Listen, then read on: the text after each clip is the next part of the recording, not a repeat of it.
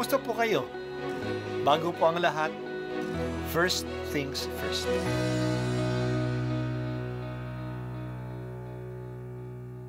Good morning po. Sinisimulan po natin ngayon ang first things first. At dito po, tinatalakay natin sa unang bahagi ng umaga natin ay ang first readings na binabasa po sa banal na misa. Ito pong tinatalakay natin kasi madalas po kasi marami na tayong alam tungkol sa gospel readings. Pero konti po ang nagsasalita sa first readings. Pero ang first readings, bahagi din po yan ng Biblia, ng banal na kasulatan.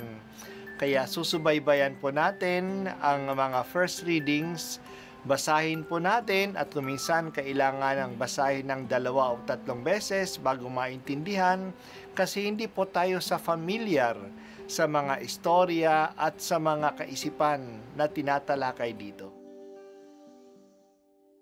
Unang pagbasa. Ang pagbasa mula sa aklat ni Propeta Oseas. Ang Israel ay tulad ng punong ubas na mayabong at hitik ang bunga. Habang dumarami ang kanyang bunga, dumarami naman ang itinatayo niyang dambana.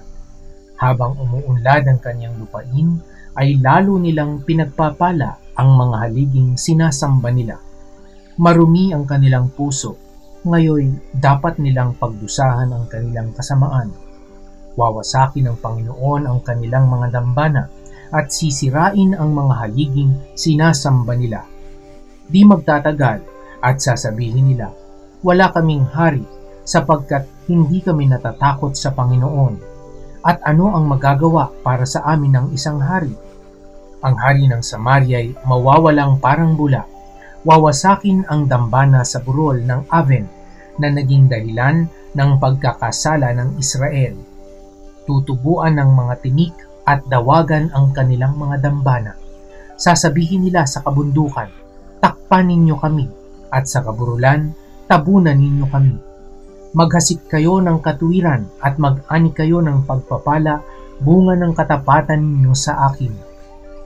Bungkalin ninyo uli ang pinabayaang lupa, sapagkat panahon na upang hanapin ang Panginoon. Lalapit siya sa inyo at pauulanan kayo ng biyaya. Ang salita ng Diyos. Salamat sa Diyos. Maunlad ang kaharian ng Israel. Ihinantulad siya sa isang puno ng ubas na mayabong at maraming bunga. Ngunit mas umuunlad ang kaharian nila. Mas maraming mga altar na ginagawa nila sa mga Diyos-Diyosa nila. Ang mga dambana at mga banal na haligi na ginagawa nila ay sinasamahan pa nila, sinasambahan nila doon ang mga Diyos-Diyosan. Ang mga ito ay puputulin at wawasakin ni Yahweh. Sa araw na yon, tatakbo sila sa mga kabundukan at doon magtatago. Akala nila makakatago sila sa parusa ng Diyos. Ang kanilang mga dambana ay mapapabayaan at tutubuan ng mga dawag at mga tinik. Kung ayaw nila na mangyari iyon, dapat sila maghasik ng katwiran at hanapin ang tunay na Diyos. Kung gagawin nila iyon, lalapit uli ang Diyos sa kanila at pauulanan sila ng biyaya. Naghahanap tayo ng kaunlaran, pero madalas na mangyari, hanggang ngayon, ang material na kaunlaran ay naglalayo sa atin sa Diyos. Dahil sa maayos na ang buhay, nakakalimutan na natin ang Diyos. Hindi lang nakakalimutan, hindi na tayo naniniwala sa Kanya. Mas naniniwala na tayo sa ating sariling kakayahan, sa ating technology, sa ating science.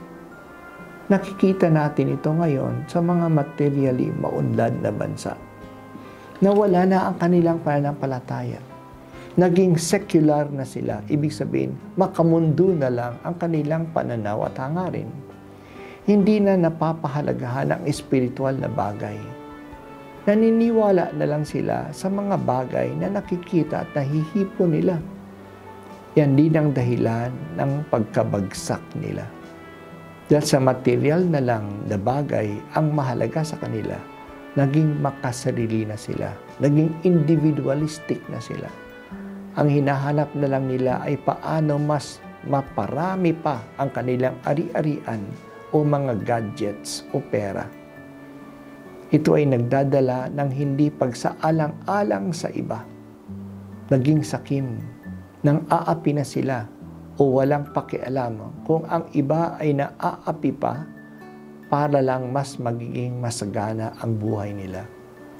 Ang solusyon sa ganitong kalagayan ay pansinin at kilalanin natin ang Diyos. Siya ay sambahin, pansinin din at pahalagahan ang kapwa, kaya maging makatarungan sila. Hindi lang sila ang may karapatan na umunlad, kundi ang lahat ng tao. Walang iwanan sa tunay na kaunlaran. Tulungan mo kami, Panginoon, na huwag malinlang ng huwad na kaunlaran. Ang kaunlaran ay para sa lahat at hindi lang sa iilan lang.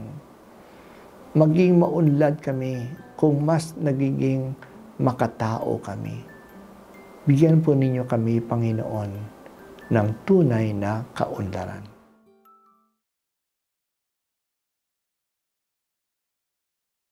At ako po ay si Bishop Broderick Pabilio dito sa First Things First.